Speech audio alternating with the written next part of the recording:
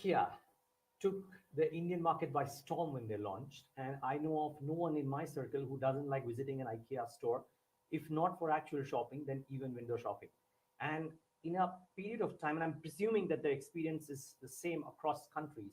So in a period where the Western world is entering a slowdown stroke recessionary phase, how does the Deputy CEO and CFO of IKEA believe the times ahead could be like for the India business and for the global business?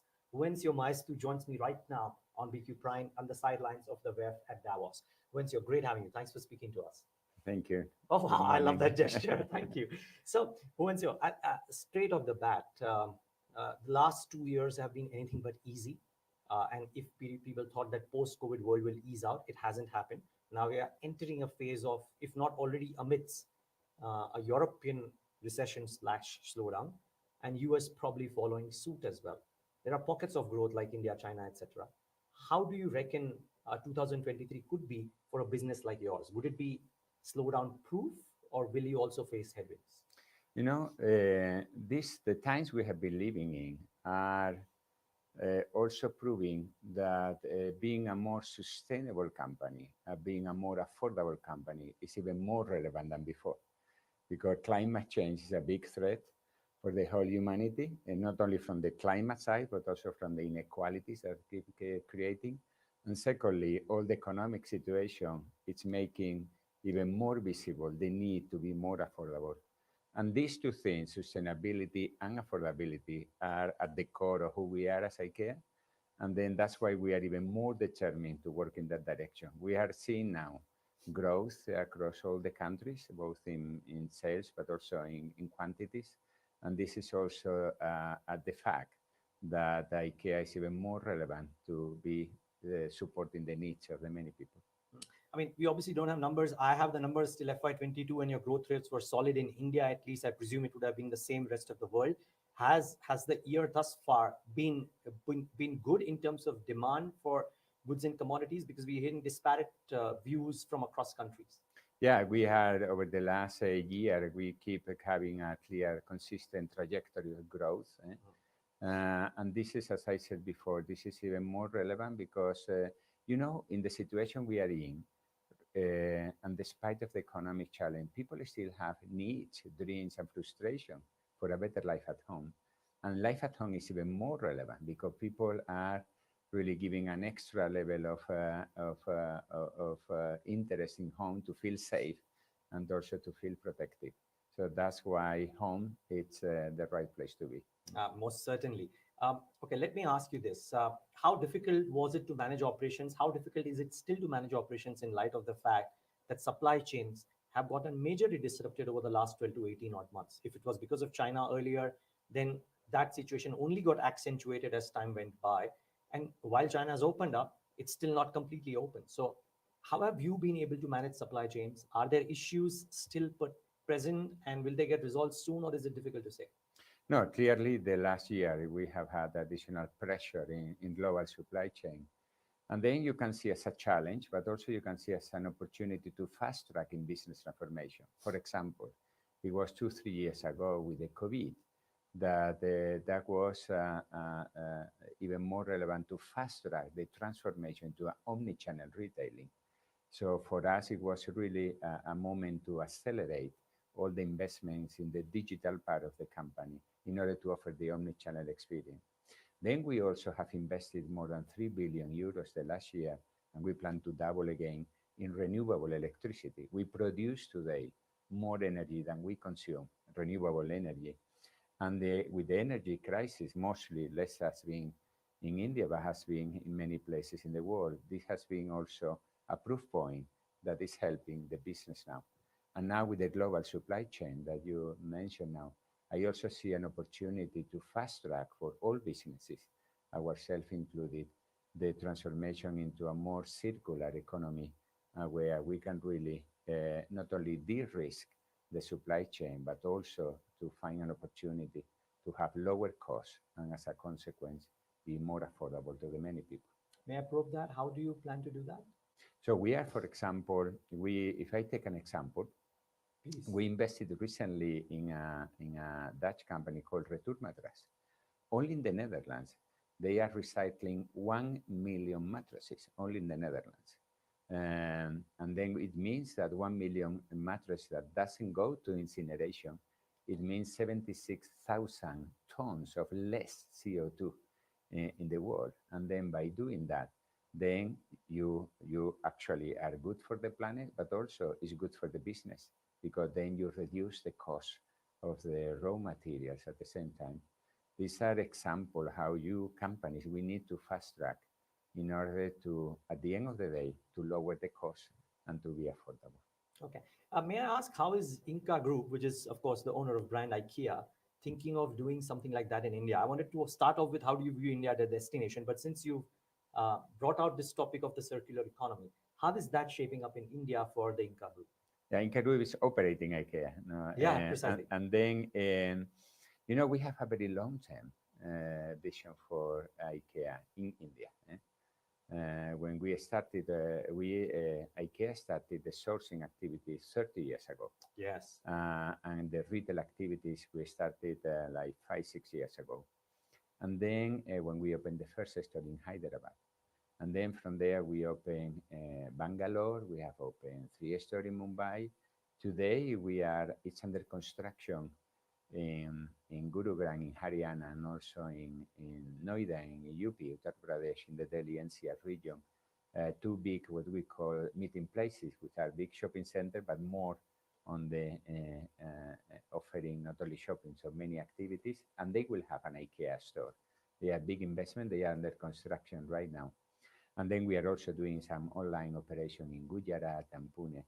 And then now we want to, we committed to invest more than 10,000 crores, and we have completed that. So now we go to the next phase of keep growing IKEA in India. Now we go to more cities. And then it's important for us to cement the IKEA brand with the big IKEA store where we are close to the metro. It's important for us that any land that we acquire, it has to be connected to the metro. And then from there, we can also expand the sourcing possibilities. And then for us, we see India as a long journey. We are a long-term oriented company. We're a private company, and we have a long-term vision. And then at the same time, we see many opportunities, not only to contribute to the better life of many people in India, but also India is teaching us a lot. So we are learning a lot of things with India as well. I'll come to that, but just before that, just a follow-up. This big, large mega store that you spoke about, is that the one that is coming up in Haryana, or are you Yeah, still?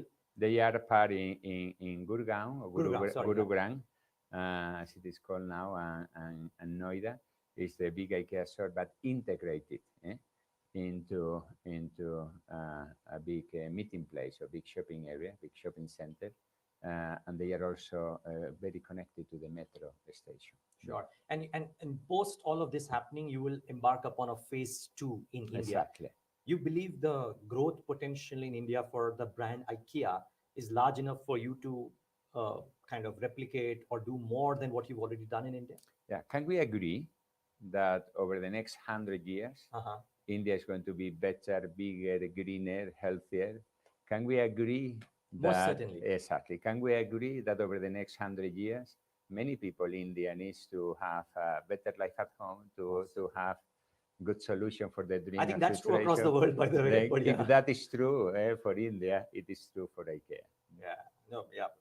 Okay. Point well taken. But yeah, I think that would be true across the world, really, because I see some of the things that we are doing in India quite fascinating as well compared to the rest of the world. And as you said yourself, that you are learning a few things from India as well. Just one quick point. For you as such a large global business, is the digital stack that India has built enable you to make use of the omni-channel or the phygital model, as they say, physical plus digital, much more strongly? Because a lot of CEOs that I've spoken to over the last 2 days out here speak about that with a lot of envy and a lot of optimism. Let me put it that way. Yeah. Now, for us, for example, in India today, 25% of the sales are online. But for us, I don't have any goal what is online or what is offline. At the end of the day, the only goal we have is what is good for the customer. And you as a Nice. customer today, you are browsing in the phone, tomorrow you shop physically, the day after, you go back to the phone. And this to build these omni-channel capabilities is what is really relevant for India. And then at the same time, to expand the possibilities, we are partnering, for example, with some companies in India that are also taking care of the services connected with IKEA, for example, the delivery, the assembly, and the MPS, the customer satisfaction, extremely high. And they are digital companies that are born in India, and they are led by Indian friends. So it's this mix of physical and digital what is really important. And for us, everything gets cemented in the store experience. The store is a place to really touch, to feel, but also to really you walk around and then you find solutions to your dreams and to your frustrations. Yeah, I'll tell you, my IKEA experience on the store has been fascinating, but a lot of times because it was only the Navi Mumbai store and I'm a Mumbaiker, it was difficult to go all the way to Navi Mumbai. So if I saw something at somebody's house and if it was available online, I would just order it Yes, online. sir. So that's a great experience, by And the you way. have now Art City and Worldly Oh stores. yes, oh Exactly. yes, most certainly, and they are good stores too, by the way. Okay, a question that I would have is from your perspective, because you would have a bunch of global leaders who might be in your circle of contact or friends. I hear a lot of India chatter off late. I mean, especially at Davos and even otherwise, we've seen investments into India picking up meaningfully. Make in India for India or make in India for the world, as the case may be. Do you sense the chatter around India being higher than normal? I mean, you may not actually, but I'm just asking if you have heard about chatter around India being higher than normal. I don't have an in-depth knowledge what Okay. other companies do, but I am very much I do believe strongly in the Indian future and in the Indian people and in the Indian society. And then of course there is it's a big market, but what I am always saying is that it's a big market, but you need to go to India with a high level of humbleness. Hmm. It's of course there are big numbers. Of course you can do a business on the long term and so on. But India is a place where you have to come with a high level of humbleness to understand and to learn much a lot. So I think the more you put this in the forefront and the more you connect the values. So what I really like is that we did a deep analysis about what are the core values of IKEA Hmm. and what are the core values from the Indian society and how do we connect there. So rather than connecting with marketing or connecting with investment, how do we connect with the core values? And then if you really have a genuine interest like we do have in being close to the many people in India, I am extremely positive about foreign companies investing in India. Tashut, my final question, and that is you mentioned about the learnings from India for you. I would love you to touch upon three things. One, the learnings from India for you. Two, the things you think India as a nation can do better to facilitate large companies or large brands like yourself do even more business in India. And three, about your own growth potential in India. I mean, rather growth in India, because you had a fascinating FY22 or FY21. How do you see the growth rates for your business? So your learnings from India, what would you believe India should do better, and your growth potential in Fantastic. numbers? Very good. Learning from India, many. I think this entrepreneurial spirit, this attitude that everything is possible in India. I was having a meal in one restaurant in Delhi, and I was talking with the waiter, and I said, "How is it your life?" Because he shared with me his life was a tough life. And then he said, "How do you do?" He said, "Sir, I create my day every day." And this mentality of looking forward is something that I am learning a lot from India. Then it's about how can you live in small spaces. How can you satisfy the needs of many people in the same home, especially when you have young family. But also, how can you connect with an extremely diverse society in all dimensions? So we are learning a lot in the way. And then, of course, how can you be successful building a low cost model? Because Indian is low prices. And if we apply this low price and low cost to the rest of the world, it's a winning recipe. This is one. The second question, my ask is basically how can we have two things? One is any company like us that we are very long-term oriented. We need to have stability in the policies.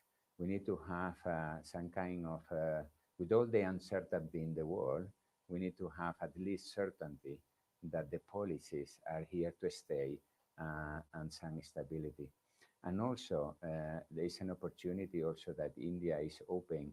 I think it's a fantastic opportunity as a place to produce, but also it's as a place where you can open the economy. And then because the people needs open economy because free trade and cooperation and consensus are creating peace and stability in the more we or have an open economy, the better.